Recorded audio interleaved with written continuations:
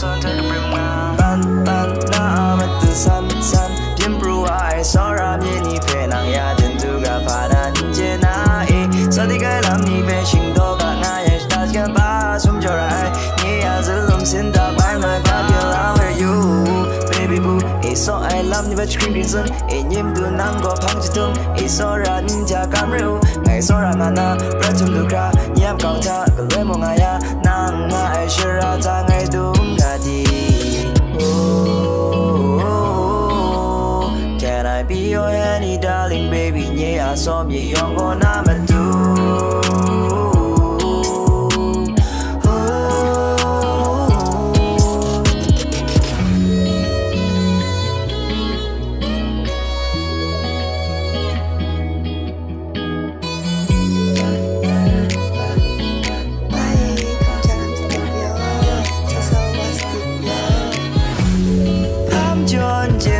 Su to ai rai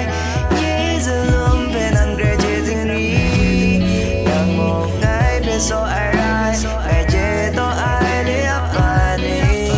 Na lam chu ni bo ta bring Yum lu es na le ta na pe pe rit le ni shen na ni pe shi lai Dai ta ram so krup ma dai ni kung ngai bang kam Ka loi ten shen na mi pe nyim tu Mo ya na ta